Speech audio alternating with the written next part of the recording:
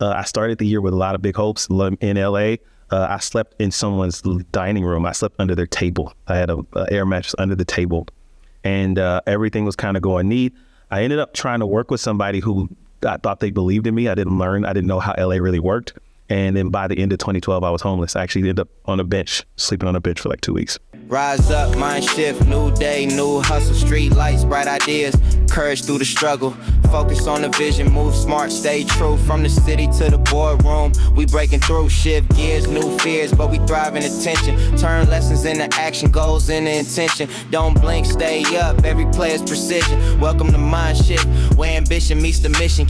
My name is JQ Sirls. I am the Black Willy Wonka. When were you closest to burnout, and what did a normal day look like then? Oh, yeah. So, crazy story. In 2012, I moved to Los Angeles. The story about that, I was actually working at a job here in Kansas City. And while I was there, I knew that I wanted to eventually move to either New York or Los Angeles, but I wasn't sure. I worked at the Apple store and I had an iPad, and on the iPad I had a Lamborghini on the iPad. And so as I'm looking at the Lamborghini, I'm at lunch, I'm with my managers, everybody's there, and I'm admiring this orange Lamborghini. Forget which one it was, but I just was admiring it. So somebody said, "What's on your iPad?" I said, "This Lamborghini car I want to get one day." They looked at it and they all started laughing. And they said that, "Oh yeah, we all had dreams like that too, but one day reality will hit you and you just realize like you just get what you can get." I quit that day. And then 2 weeks later, I left Los Angeles. In LA, while I was there, I was trying to focus on making a book. I was making music as well. I'm a music producer. I've been teaching breakdance since I was 10. So like host of different things. But so when I was there, I happened to be in the music industry pretty heavy. It wasn't necessarily because I was trying to be a musician. I went by the name Wonka Child, so I was dead serious to this Wonka thing. And the idea was I wanted to turn children's imagination cool. A lot like what Pharrell is doing right now. And so I met with a lot of people. That'll be another story for another day. My business partner called me Forrest Gump because of all the people I meet and the random rooms I got to get in. But where I'm getting to your question, the end of that year, it was 2012. I started the year with a lot of big hopes in LA. I slept in someone's dining room. I slept under their table. I had a air mattress under the table, and everything was kind of going neat. I ended up trying to work with somebody who I thought they believed in me. I didn't know how LA really worked. And then by the end of 2012, I was homeless. I actually ended up on a bench, sleeping on a bench for like 2 weeks. So it start the year off cool. All dreams are going to come true. End of the year, you feel like everybody's doubts of you was real. So that happened. That was great. But what ended up getting me, how I dealt with that happened. I started dealing with that. I was homeless. Then I started couch surfing from 2012 to 2014 to June of 2014. I was couch surfing. And the biggest part that got me is also the biggest lesson that I learned. And I think this is probably the best thing for everybody watching, listening right now. In Los Angeles, when I ended up back in Los Angeles, so I left LA, went back to LA, I remember couch surfing. Here's the biggest lesson.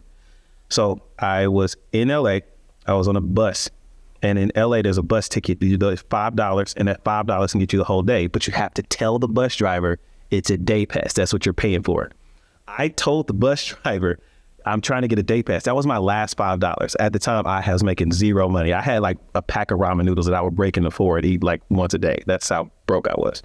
So I had my last $5, but this $5 was to go to a place where I was going to meet with somebody about a potential job. So I take that $5, I get on the bus, and I travel a decent amount. And I get there, I have the meeting went okay. I get back on to give my ticket, beep. I said, they was like, "Yeah, you need to pay for your ticket." I went, "I did, I paid for a bus pass." "No, this is a single-use ticket." "It's a what?" I said, "It's a single-use ticket." Okay. So long story short, I had to walk home. And it was 80-something degrees outside. And I had to walk home. So remember that whole bus ride, now I have to walk. In that walk, I was crying so hard because I had just dealt with the homeless stuff.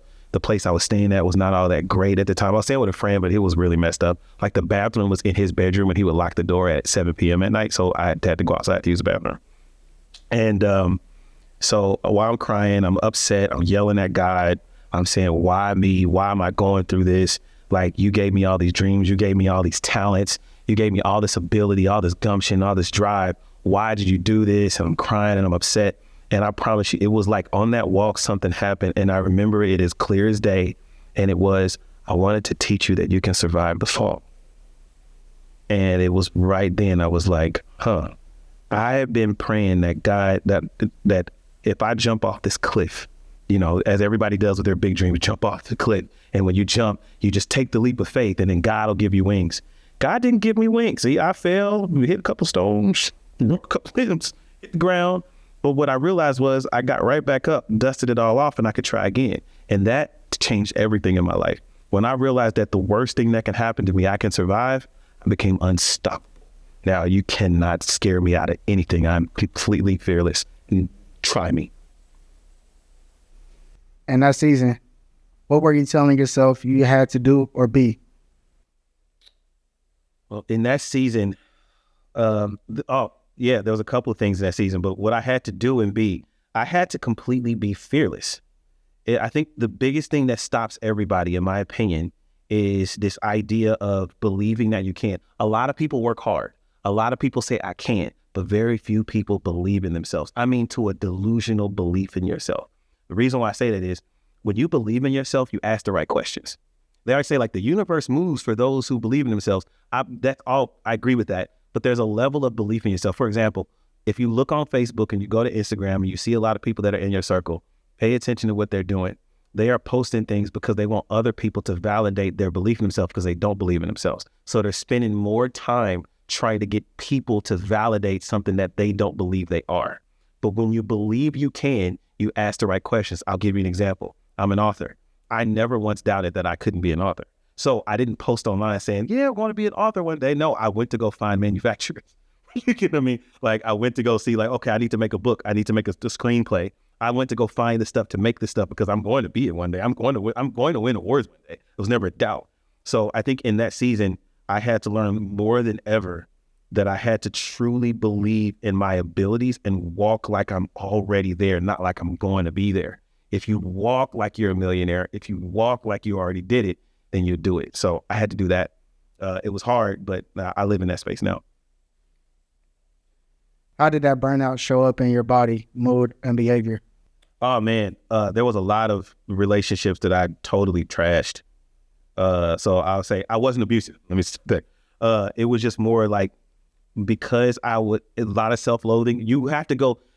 That's another thing. I went through all the stages of grief and I didn't allow myself to do so. And if you don't allow yourself to do so, it will come out. Either you're going to be a part of that journey or that journey is going to control you. And I learned that part. And I think we all need to be aware of that when we're going through grief, when we're going through loss of dreams, loss of hope, loss of a relationship, doing something that we never thought. We have to realize that we're going to feel things. And I think as men too, especially Black men, we don't allow ourselves to feel because it's a sign of weakness. But the problem is that we're going to feel it anyway. So it's going to come out one way or the other. And so if we can start to name our emotions, understand, it's kind of like being accidentally hit in the stomach. We have to understand that you got hit in the stomach. It still hurts. You might know it was an accident, but you still have to allow yourself to endure the pain because it's still there.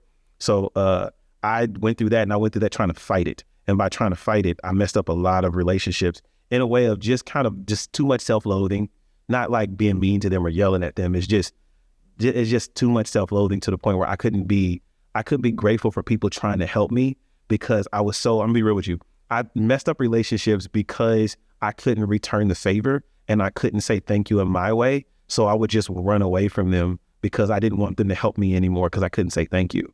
And instead of just saying like, these people love you, they're trying to help you, I would just walk away from that reason. So, yeah. In that stretch, how long did you feel with what you were carrying? Loneliness is always, it's a complicated relationship with loneliness, right? Because, we're born in this world alone and people die alone. I think you kind of realize that no one's really here to save you, and that's a lonely feeling. So I would say I still, to some degrees, I'm happily married with a son and nice family, and I still feel alone sometimes because, our reality in this world, in this being these, meat mecha suits, where it's the only experience we have. No one else is going to have the exact experience you have. So you almost kind of have to have a really good relationship with being alone. So I felt alone, but I also started to try to learn how to have a relationship with myself and understanding that that's just life, but not like in a depressing way because you have fams and family, but I felt pretty alone, but I started to learn how to be in a relationship with myself. When you were in your own head too much, what does that inner voice actually sound like? It's a whole lot of voices. When I'm in my, interestingly enough, my outward appearance and I would say the person I am on the inside, I would say it's very much like, if I could show people inside of my world, the show Adventure Time, if anybody's ever seen Adventure Time, I feel like Adventure Time, my inside is like 90s Saturday morning cartoons.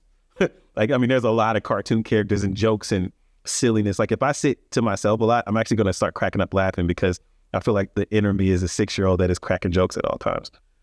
So it's not too much negative there. Actually, sometimes I like to be alone because when I'm alone, if I'm ever alone and anyone sees me at a coffee shop or something, you see me cracking up laughing, it's because there's several stories I've written and sometimes those characters are playing in my head and they're making me laugh. Who actually knew the truth, and what were you hiding from everyone else? When I first went through the situation in Los Angeles, my family didn't know at all. I didn't tell them at all because I didn't want them to worry. So, but the people who knew were that they were in LA. So the friends I had just in LA while going through it, they knew. But it wasn't too much, like I didn't do anything crazy or anything like that. It was just mostly trying to hustle, trying to make it, trying to figure out anything, like what most people do, honestly, with LA. So it wasn't, I didn't go too crazy.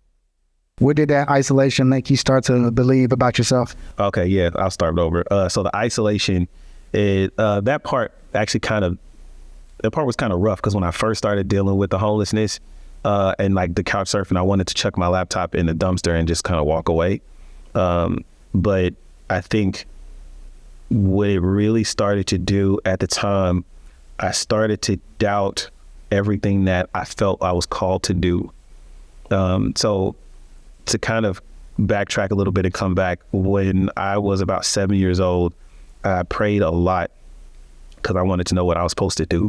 My favorite story in the Bible is actually Joseph, that most people call Joseph in the Technicolor Dream Code, but the story of Joseph, how he had dreams and those dreams all came true, but everybody else didn't kind of believe in him. If you think about it, I feel like the Joseph story in the Bible is the entrepreneur story or the creative story. I feel like, you have these dreams don't make sense to nobody else but you, and then they all end up coming true, even though people doubt you. It's literally the story of every dreamer. And I asked God, what am I supposed to be? And it said, you're going to change how people see. And that's all I kept getting was, you're going to change how people see. And I didn't understand what that meant. So I just tried everything. So dancing, to music, to design, to art, to everything under the sun, to acting and all those, to try to figure out what it was. And so when this situation happened, it felt like it was all a joke. And so, or like somehow I was too delusional. And so that messed me up for a while. That's why from 2012 to like literally June of 2014, it took me that long to kind of get in and out of it. And I say, honestly, I didn't really come all the way out of it until maybe 2021. But I did end up getting my MBA as a way of, and it was weird when I got my MBA, but getting my MBA helped, because when I got my MBA, I thought they were going to teach me a lot of stuff I didn't know. And I found myself teaching them more than they taught me. So it gave me more confidence that like, okay, this journey taught me something. What's a moment that at the time felt like pure failure to you? Being homeless? My car got repoed actually weeks before I became homeless. So that was great. It was actually right after a really good date. I'm not gonna say with who, but I'll tell you after the outside of the camera. But it was, I came back to my car being repoed, then to go back and sleep underneath in a dining room for them to tell me they're leaving and I'm about to be on my own. So that'll do it. And then being in LA where no family is, so all my family's in Kansas City. So that did it. Another one was when it actually did happen to me, it was actually around Thanksgiving of 2012. And I didn't go back home to Kansas City because I thought my life was about to change. So now my whole family's like all together and I'm sitting at the Grove in Los Angeles, so yeah, that did it. When that happened, what was the loudest thought in your head and how did it make you feel? When it happened, the loudest thought in my head, you're a joke. Why are you doing this? But also at the same time, I was also keep going. in a weird way. I felt in my core that I'm still called to do this, but maybe not the way that I thought. So that's a really big thing too. When you go through loss, a part of you does fail, and a part of, okay, let me rewind. Failure is just a professor teaching you how to do it the right way. So let's like rearrange what failure means. But I did feel that I was still called to do this, but the person who I thought I was supposed to be had to go away. You know, there is a part of you that does, I don't want to be morbid, but say die. Because like when we level up to the next thing that what we're supposed to be, we have to realize that we have to be open to the idea that the person who we're called to be might not be the person who we are now. And you're going through a lot of stuff to shed the skin of the person you were to be the person who you're about to be.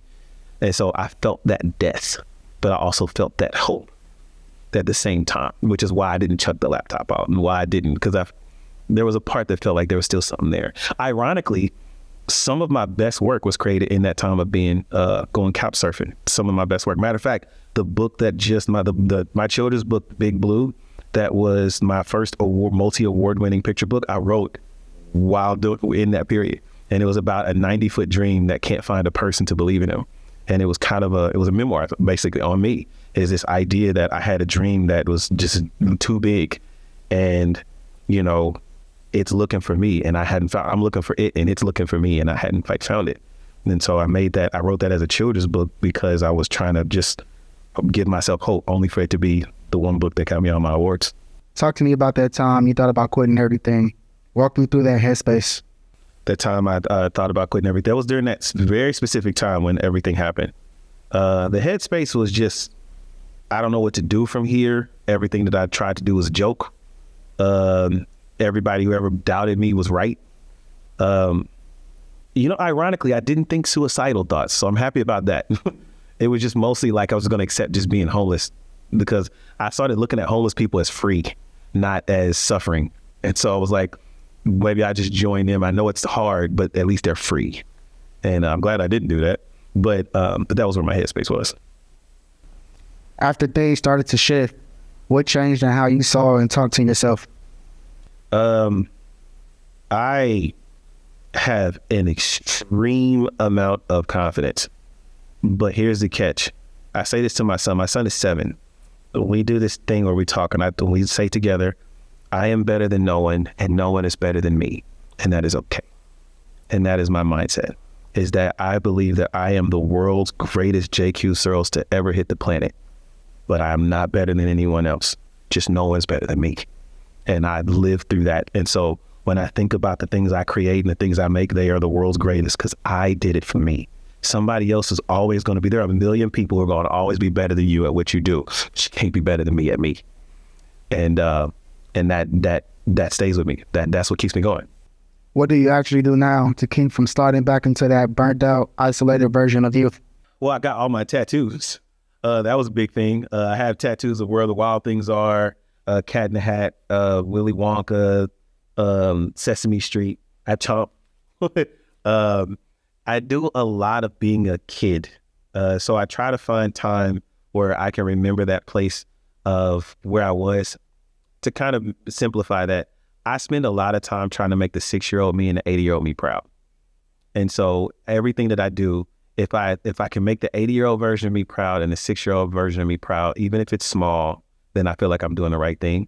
Also, I try to remember the why of why I enjoy things. I think sometimes when we start to go through our dreams and our goals, we forget where it came from. So, for example, when I was a kid, I just wanted to make books and I wanted to make stories and I wanted to see myself in animated stories and stuff like that. I do that all day now.